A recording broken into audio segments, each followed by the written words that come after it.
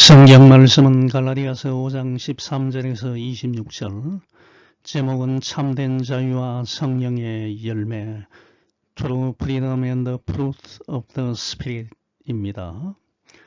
갈라디아서 5장 13절, 형제들아 너희가 자유를 위하여 부르심을 입었으나 그러나 그 자유로 육체의 기회를 삼지 말고 오직 사랑으로 서로 종노릇하라. 온 율법은 내 이웃 사랑하길 내 자신같이 하라 하신 한 말씀에서 이루어졌나니 만일 서로 물고 먹으면 피차 멸망할까 조심하라. 내가 이르노니 너희는 성령을 따라 행하라. 그리하면 육체의 욕심을 이루지 아니하리라. 육체의 소욕은 성령을 거스리고 성령은 육체를 거스리나니 이 둘이 서로 대적함으로 너희가 원하는 것을 하지 못하게 하려 함이니라. 너희가 만일 성령의 인도하시는 바가 되면 율법 아래에 있지 아니하리라. 육체의 일은 분명하니 곧 음행과 더러운 것과 호색과 우상 숭배와 주술과 원수 맺는 것과 분쟁과 시기와 분냄과 당 짓는 것과 분열함과 이단과 투기와 술 취함과 방탕함과 또 그와 같은 것들이라. 전에 너희에게 경계한 것 같이 경계하노니 이런 일을 하는 자들은 하나님의 나라를 유업으로 받지 못할 것이요 오직 성령의 열매는 사랑과 희락과 화평과 오래 참음과 자비와 양성과 충성과 온유와 절제니 이 같은 것을 금지할 법이 없느니라. 그리스도 예수의 사람들은 육체와 함께 그 정욕과 탐심을 십자가에 못 박았느니라. 만일 우리가 성령으로 살면 또한 성령으로 행할지니 헛된 영광을 구하여 서로 노엽게 하거나 서로 투기하지 말지니라. 오늘날 우리는 자유라는 말을 자주 듣고 말하며 살아갑니다. 사람들은 누구나 자유를 원합니다. 억압받지 않고 간섭을 받지 않으며 내가 원하는 대로 살아가는 것을 자유라고 생각합니다. 그래야 많은 사람들은 내 인생은 내가 선택한다. 내 마음대로 사는 것이 자유다라고 말합니다. 그러나 과연 그것이 참된 자유입니까? 10여 년 전 미국 워싱턴 DC의 알링턴 국립묘지를 방문했을 때 Freedom is not free라는 글귀를 보았습니다. 자유는 공짜가 아니라는 것입니다. 참된 자유에는 반드시 희생이 있다는 것입니다. 인간은 자신의 욕망을 따라 살아갈수록 오히려 더 많은 갈등과 공허함 그리고 죄의 문제에 사로잡히게 됩니다. 겉으로는 자유로운 것처럼 보이지만 실제로는 보이지 않는 죄와 욕심의 지배 아래에 살아가고 있는 것입니다. 성경은 이러한 인간의 자유에 대하여 전혀 다른 관점을 제시하고 있습니다. 사도 바울은 갈라디아서 5장 13절부터 26절에서 예수 그리스도를 믿는 자들이 참된 자유를 얻었다고 말하면서도 그 자유를 어떻게 사용해야 하는지를 매우 강하게 권면하고 있습니다. 갈라디아서 5장 13절에서 바울은 너희가 자유를 위하여 부르심을 입었으나 라고 말하면서 동시에 그 자유를 육체의 기회로 삼지 말라고 경고합니다. 다시 말해 그리스도인이 누리는 자유는 마음대로 살아도 되는 방종이 아닙니다. 오히려 사랑으로 서로 섬기기 위한 자유입니다. 이어지는 말씀에서 바울은 육체의 소욕, 죄된 본성에서 나오는 욕망과 성령의 소욕, 성령께서 주시는 거룩한 갈망이 서로 대립하고 있음을 밝히고 육체의 일과 성령의 열매를 대조하면서 참된 자유를 누리는 삶이 무엇인지를 구체적으로 보여줍니다. 오늘 본문을 통하여 우리는 참된 자유가 무엇인지, 그 자유를 가지고 어떻게 살아야 하는지를 함께 살펴보고자 합니다. 첫 번째, 그리스도인의 자유는 사랑으로 섬기며 희생하는 자유입니다. 사도 바울은 갈라디아서 5장 13절부터 15절에서 이신 덕의 원리에 따라 얻게 된 자유를 올바르게 사용하는 방법으로서 사랑으로 서로 섬길 것을 권고하였습니다. 갈라디아서 5장 13절에서 바울은 갈라디아 교인들이 자유를 위하여 부르심을 입었으나 그 자유를 죄로 물든 육체의 소욕을 만족시키는 기회로 삼지 말고 오직 사랑으로 서로 종노릇하라고 권면하였습니다. 형제들아, 너희가 자유를 위하여 부르심을 입었으나 그러나 그 자유로 육체의 기회를 삼지 말고 오직 사랑으로 서로 종노릇하라고 말하였습니다. 이것은 예수 그리스도께서 친히 십자가의 대속적 죽음을 통하여 율법의 욕을 완전히 충족하심으로써 갈라디아 교인들이 율법으로부터 참된 자유를 얻게 되었음을 의미합니다. 그러므로 이 자유는 육체의 쾌락을 위해 사용하는 것이 아니라 사랑으로 서로 섬기는 데 사용되어야 합니다. 바울이 그 자유로 육체의 기회를 삼지 말라고 한 것은 죄의 본성을 지닌 육체가 예수 그리스도로 말미암아 얻은 자유를 죄된 삶의 수단으로 사용하지 말라는 뜻입니다. 다시 말해 죄된 본성과 자기중심적 욕망을 따라 마음대로 살지 말라는 것입니다. 이제 예수 그리스도를 믿음으로 자유한 자가 되었으니 나는 내 마음대로 살아도 된다. 내가 하고 싶은 대로 살아도 된다는 의미가 결코 아닙니다. 만일 이 자유를 방종의 기회로 사용한다면 그것은 예수 그리스도께서 십자가의 대속적 죽음으로 값주고 사신 자유를 모독하는 어리석은 행동이 될 것입니다. 그러므로 바울은 예수 그리스도를 믿는 믿음에서 비롯된 사랑을 통해 서로 섬기는 삶을 살아갈 것을 강조하고 있습니다. 일부 사람들은 예수님을 믿는 사람들을 나약한 존재로 여기며 스스로 선택하고 그 결과에 책임질 줄 아는 사람이 참된 자유를 가진 사람이라고 주장합니다.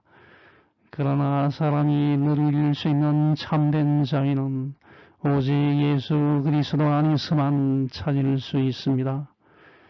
요한복음 8장 31, 32절을 보면 예수님은 너희가 내 말에 가면 참으로 내 제자가 되고 진리를 알지니 진리가 너희를 자유롭게 할 것이다 라고 말씀하셨습니다. 이는 예수님을 믿고 그 말씀에 순종하며 살아갈 때 비로소 참된 자유를 얻게 된다는 것을 의미합니다.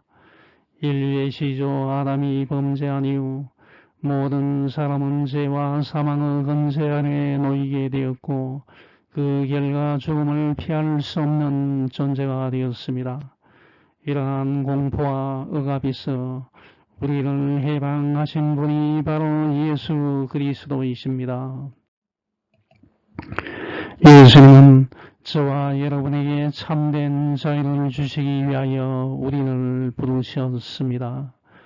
그러므로 우리는 그 자유를 육체의 쾌락을 위한 방종으로 사용해서는 안 되며 오직 사랑으로 다른 사람을 섬기는 삶을 살아가야 합니다.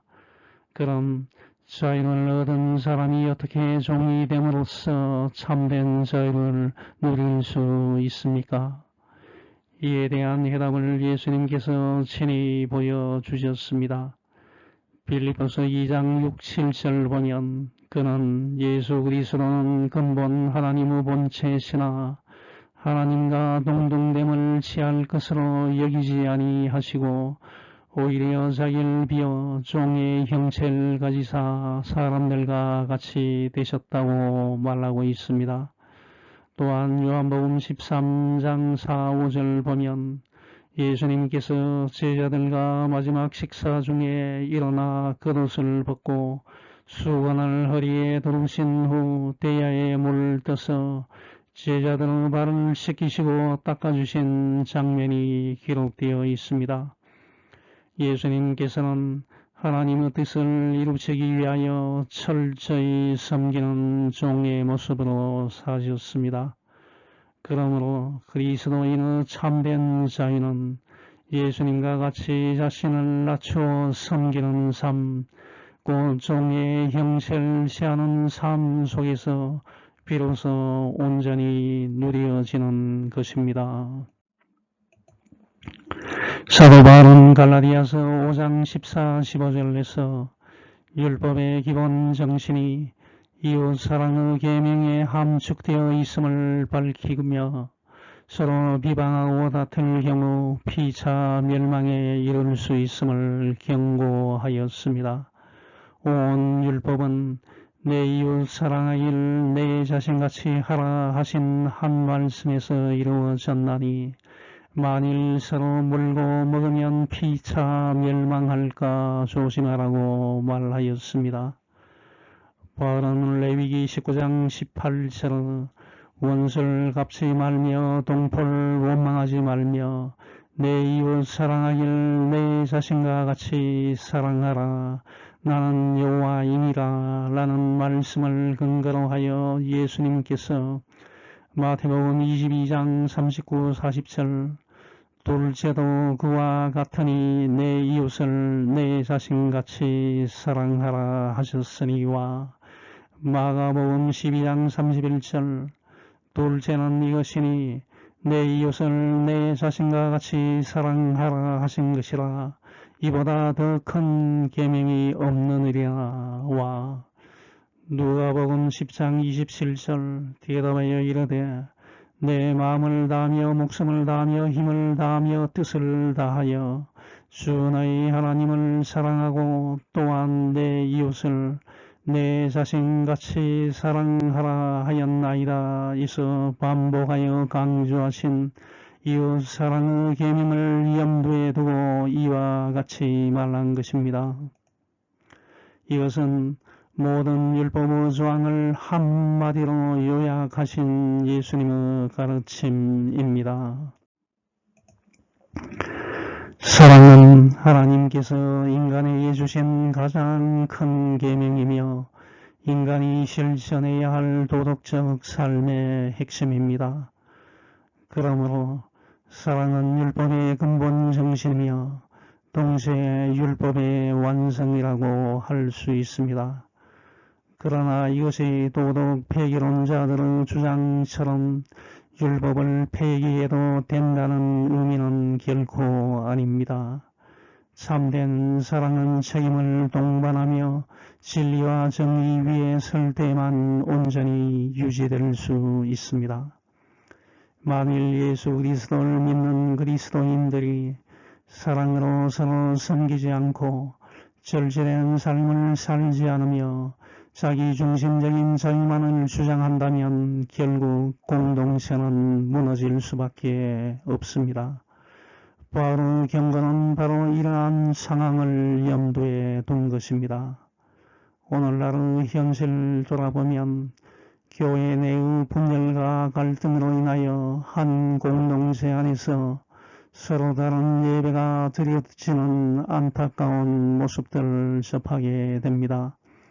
이러한 모습은 하나님 앞에서 예배의 본질을 다시 생각하게 합니다. 또한 일부에서는 신앙이 본질에서 벗어나 물질적 이익이나 외형적 성장에 치우치는 현상도 나타나고 있습니다. 이와 함께 교회의 세습 문제, 담임 목사 청빙 과정에서 파벌과 갈등, 신앙의 본질보다 감정적 요소에 치우친 예배 형태, 그리고 신학교 내의 교수들 사이의 갈등과 분열 등은 한국 교회가 깊이 성찰해야 할 부분입니다.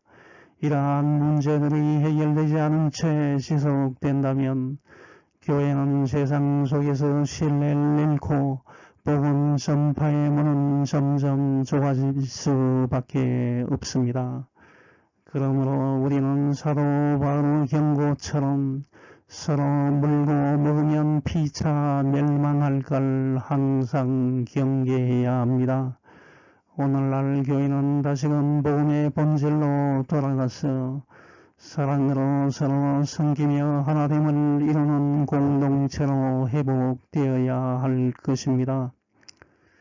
사도 바울은 갈라디아서 5장 16절부터 18절에서 성령을 따라 행하라고 권면하며 그리하면 육체의 욕심을 이길 수 있다고 말합니다. 또한 육체와 성령의 소욕은 서로 대적하기 때문에 그 갈등 속에서 원하는 것을 온전히 행하지 못하는 상황에 놓이게 되지만 성령의 인도를 받으면 율법 아래에 있지 않게 된다고 권고하였습니다. 내가 이르노니 너희는 성령을 따라 행하라. 그리하면 육체의 욕심을 이루지 아니하리라. 육체의 소욕은 성령을 거스리고 성령은 육체를 거스리나니 이 둘이 서로 대적함으로 너희가 원하는 것을 하지 못하게 하려 함이니라. 너희가 만일 성령의 인도하시는 바가 되면 율법 아래에 있지 아니하리라 라고 말했습니다. 성령의 능력으로 자유인이 된 그리스도인들은 성령의 인도를 따라 살아가야 합니다. 요한복음 14장 16, 17절에서 예수님은 성령을 보혜사라고 부르시며 진리의 영이라고 말씀하셨습니다. 여기서 보혜사, 헬라어로 파라클레토스는 곁에 함께라는 뜻의 파라와 부르다라는 뜻의 칼레오가 결합된 말입니다. 곁으로 불러 도움을 주는 자, 곧 돕는 분, 헬퍼, 상담자, 카운셀러, 위로자, 콤포터, 대언자, 에드보키트를 의미합니다. 즉 성령께서는 우리를 도우시고 보호하시며 모든 진리 가운데로 인도하시는 분이십니다. 육체의 소욕은 성령을 거스리고 성령은 육체를 거스린다는 말씀에서 육체의 소욕은 죄된 인간 본성에서 비롯된 욕망, 곧 세상적이고 자기 중심적인 욕심을 의미합니다. 반면 성령의 소욕은 우리 안에 내주하시는 성령으로 인해 생겨나는 하나님 나라와 영원한 것에 대한 거룩한 갈망을 뜻합니다. 이 두 소욕은 본질적으로 서로 대립할 수밖에 없습니다. 또한 육체와 성령이 이 둘이 서로 대적함으로 너희가 원하는 것을 하지 못하게 한다는 말씀에서 너희가 원하는 것은 성령께서 주시는 선한 욕망을 가리킵니다. 성령으로 거듭난 그리스도인은 하나님을 기쁘시게 하려는 마음을 품게 되지만 여전히 남아있는 육체의 본성이 이를 방해합니다. 따라서 그리스도인은 죽을 때까지 성령의 소욕과 육체의 소욕 사이에서 끊임없는 싸움을 경험하게 됩니다. 이러한 내적 갈등은 사도 바울 자신에게도 동일하게 나타났습니다. 로마서 7장 21절부터 24절에서 바울은 그러므로 내가 한 법을 깨달았노니 곧 선을 행하기 원하는 나에게 악이 함께 있는 것이로다. 내 속 사람으로는 하나님의 법을 즐거워하되 내 지체 속에서 한 다른 법이 내 마음의 법과 싸워 내 지체 속에 있는 죄의 법으로 나를 사로잡는 것을 보는도다. 오호라, 나는 공고한 사람이로다. 이 사망의 몸에서 누가 나를 건져내랴. 우리 주 예수 그리스도로 말미암아 하나님께 감사하리로다. 그런즉 내 자신이 마음으로는 하나님의 법을, 육신으로는 죄의 법을 섬기노라 라고 고백하며 하나님의 법을 기뻐하면서도 죄의 법에 이끌리는 자신의 모습을 탄식하였습니다. 이것은 거듭난 그리스도인이라 할지라도 여전히 죄성의 삶 가운데 놓여 있음을 보여줍니다. 그러나 성령의 인도하심을 받는 사람들은 더 이상 율법의 지배 아래 있지 않으며 예수 그리스도께서 주신 자유 안에서 살아가게 됩니다. 그리고 그 삶 속에서 점차 성령의 열매를 맺게 됩니다. 그러므로 그리스도인은 자신의 힘이 아니고 성령을 의지하여 날마다 성령을 따라 살아가는 삶을 살아가야 하는 것입니다. 두 번째, 그리스도인은 성령의 열매를 맺는 삶을 살아야 합니다. 사도 바울은 갈라디아서 5장 19절부터 23절에서 육체의 일과 성령의 열매를 대조하여 제시하였습니다. 먼저 갈라디아서 5장 19절부터 21절에서 바울은 육체의 일은 분명하니라고 말하며 육체의 일은 숨겨진 것이 아니라 누구나 분별할 수 있을 만큼 명백하게 드러난다고 강조하였습니다. 이어서 육체의 일을 열거하며 이러한 일을 행하는 자들은 하나님의 나라를 유업으로 받지 못할 것이라고 경고하였습니다. 바울이 제시한 육체의 일은 크게 네 가지로 나눌 수 있습니다. 첫째, 성적인 타락과 관련된 것으로 음행, 섹슈얼 임모랄리티, 더러운 것, 임퓨리티, 호세, 디바우처리입니다. 음행은 부정한 성적 관계를 가리키며 더러운 것은 육체적, 도덕적 불순함을 포함하는 개념입니다. 호색은 절제되지 않는 욕망과 방종을 의미합니다. 이것은 모두 하나님께서 세우신 질서를 벗어난 성적 타락과 쾌락 중심의 삶을 나타냅니다. 둘째, 종교적 타락과 관련된 것으로 우상 숭배와 주술입니다. 우상 숭배는 하나님이 아닌 것을 신으로 섬기는 것이며 주술은 초자연적인 힘을 빌려 현실을 조작하려는 행위를 의미합니다. 이것은 하나님을 대신하여 다른 대상에 의지하는 신앙의 왜곡을 보여줍니다. 셋째, 인간관계의 파괴를 나타내는 것으로 원수 맺는 것, 분쟁, 시기, 분냄, 땅 짓는 것, 분열함, 이단, 투기입니다. 원수 맺는 것은 적대감과 증오를, 분쟁은 다툼을 일삼는 태도를 의미합니다.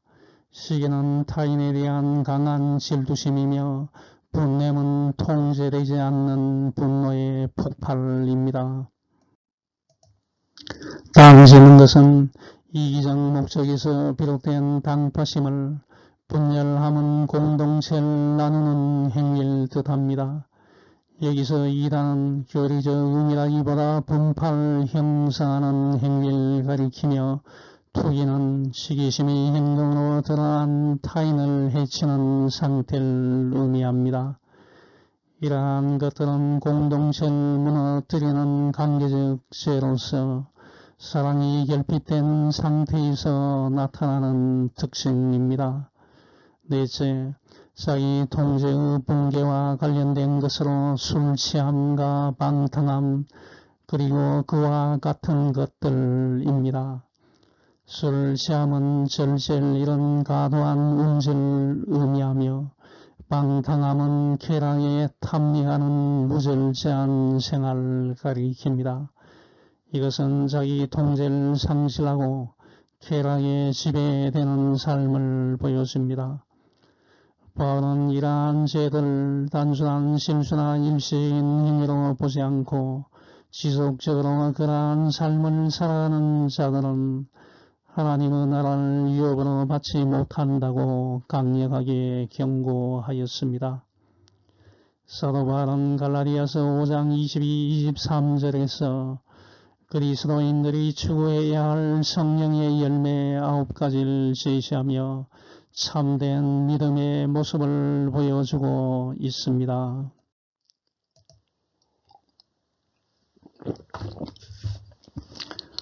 첫째, 사랑입니다. 이것은 무조건적이고 헌신적인 하나님의 사랑을 의미합니다.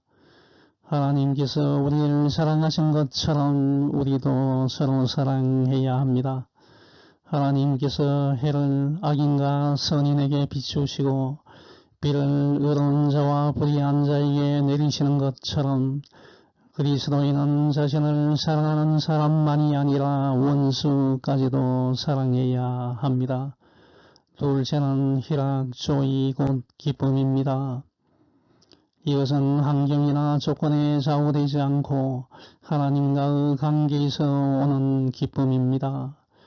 데살로니가전서 5장 16절에서 18절 보면 항상 기뻐하라, 쉬지 말고 기도하라, 범사에 감사하라. 이것이 그리스도 예수 안에서 너희를 향하신 하나님의 뜻이니라 라고 말하고 있습니다.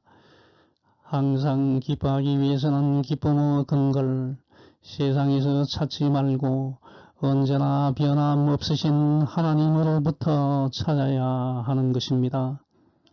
셋째는 화평, 피스입니다. 헬라어로는 에일레네, 히브리어로는 살롬입니다. 이것은 예수 그리스도 십자가 죽음으로 말미암아 하나님과 화목하게 된 상태를 의미합니다.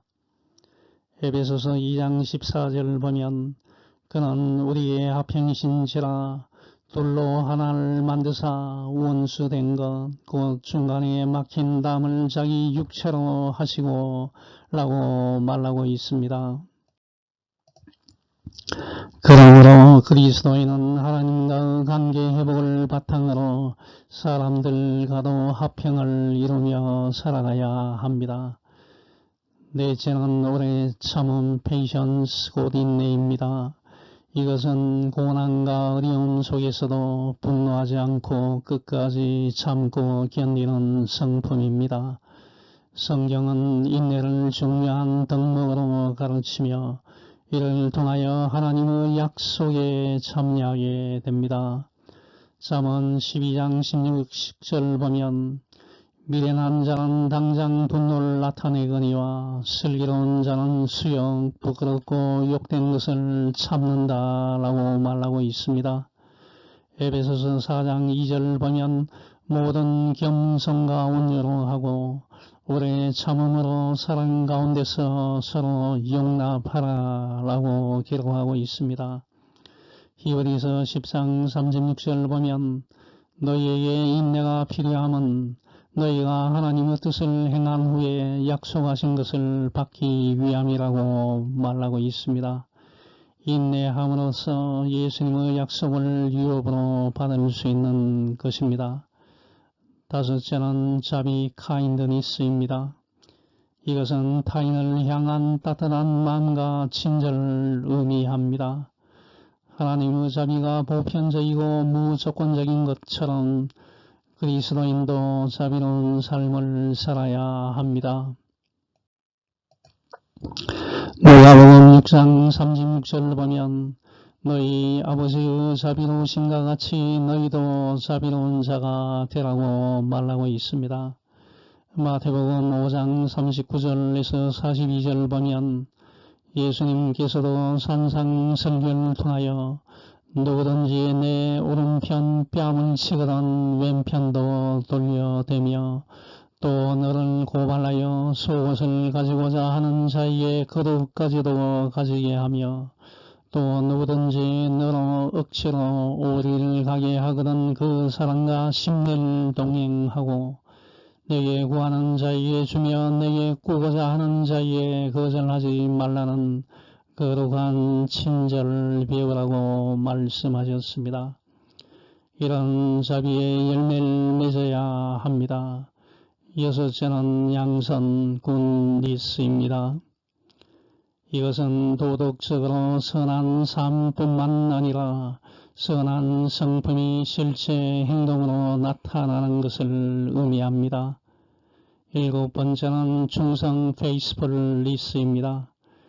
이것은 하나님과 사람 앞에서 신실하고 믿을 수 있는 태도를 의미하며 맡겨진 일에 끝까지 책임을 다하는 자세입니다. 충성에 해당하는 헬라어 피스토이스는 믿음과 신실함을 함께 포함하는 의미를 지니고 있습니다.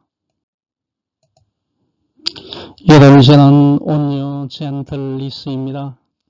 이것은 힘이 있음에도 불구하고 자신을 절제하며 타인을 부드럽게 대하는 겸손한 성품입니다. 예수님은 온유의 완전한 본이 되시는 분이십니다. 마태복음 11장 29절 보면 예수님은 나는 마음이 온유하고 겸손하니 나의 멍에를 메고 내게 배우라 그리하면 너희 마음이 쉼을 얻을 것이다 라고 말씀하셨습니다. 고린도후서 10장 1절 보면 바울도 고린도 교회 사람들에게 나 바울은 이제 그리스도의 온유와 간영으로 친히 너희를 권한다 라고 말하고 있습니다.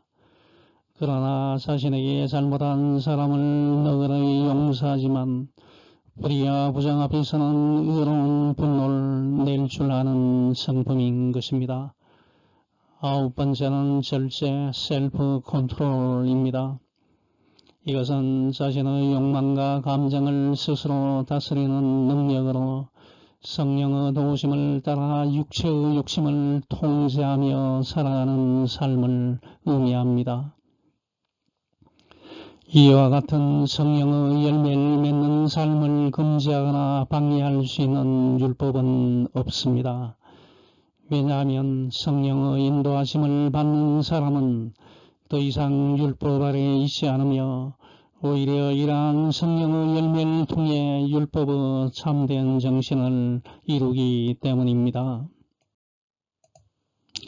사도바울은 갈라디아서 5장 24절부터 26절에서 그리스도인은 이미 육체를 십자가에 못 박은 사람이며 성령으로 살아가는 존재이므로 공동체 안에서 교만과 갈등이 아니라 사랑과 질서로 살아가야 한다고 최종적으로 권면하였습니다.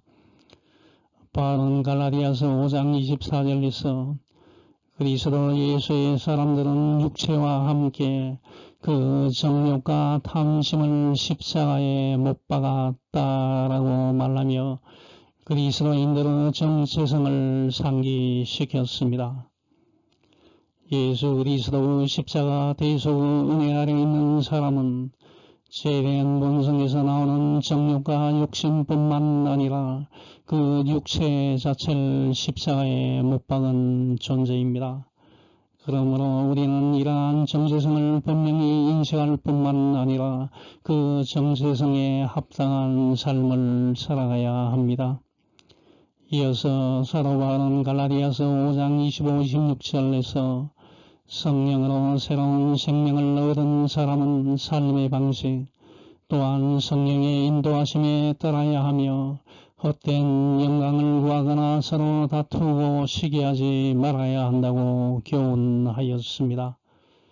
만일 우리가 성령으로 살면 또한 성령으로 행할지니 헛된 영광을 구하여 서로 노엽게 하거나 서로 투기하지 말지니라 라는 말씀과 같습니다. 여기서 헛된 영광은 하나님이 아니라 자기 자신을 드러내고 인정받으려는 공허한 욕망을 의미합니다. 서로 노엽게 한다는 것은 경쟁심으로 상대를 자극하여 분노하게 만드는 것이며, 투기는 타인을 시기하고 질투하는 마음입니다. 이러한 태도는 공동체를 파괴하고 분열을 초래합니다. 그러므로 성령을 따라 사는 그리스도인은 헛된 영광을 추구하며 서로를 자극하거나 시기하여 공동체를 파괴하는 삶을 버려야 합니다.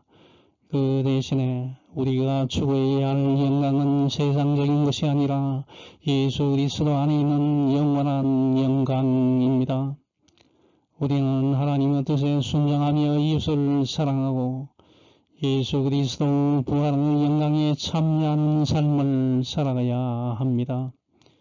그러므로 썩어 없어질 세상의 것들에 소망을 두지 말고 하늘의 소망을 바라보며 예수 그리스도의 영광을 사모하는 삶을 살아가시기 바랍니다. 이제 결론을 맺습니다. 예수 그리스도 안에서 얻은 자유는 결코 육체의 욕망을 따르는 방종이 아닙니다. 오직 사랑으로 서로 섬기는 삶으로 나타나야 합니다. 그리스도인의 삶은 끊임없이 성령의 소욕과 육체의 소욕이 서로 대립하는 싸움 속에 놓여 있습니다. 그러나 성령을 따라 행하는 자는 육체의 욕심을 이기게 되고 마침내 성령의 열매를 맺는 삶을 살게 됩니다.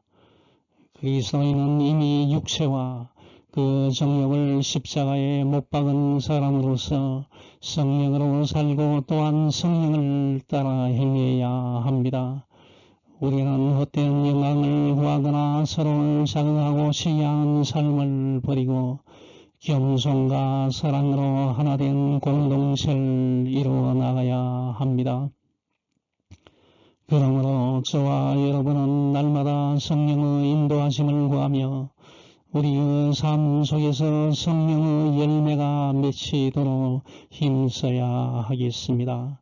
그래야 할 때 우리는 참된 자유를 누리며 하나님 나라에 합당한 삶을 살아가게 될 것입니다.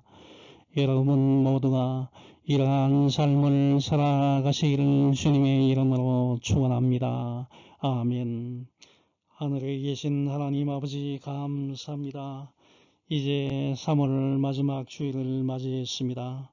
늘 건강 주시고 하는 일마다 주님 창의적인 생각을 가지고 일을 진행할 수 있게 해 주시옵소서. 진취적인 생각, 미래지향적인 생각을 가지고 우리의 삶을 이어갈 수 있게 인도해 주시옵소서. 그리스도인의 자유는 사랑으로 섬기며 희생하는 자유입니다. 그리스도인은 성령의 열매를 맺는 삶을 살아야 한다는 것을 기억하고 항상 성령의 열매를 맺는 삶을 살아갈 수 있도록 주여 인도해 주시옵소서. 모든 말씀 예수님 이름으로 기도합니다. 아멘.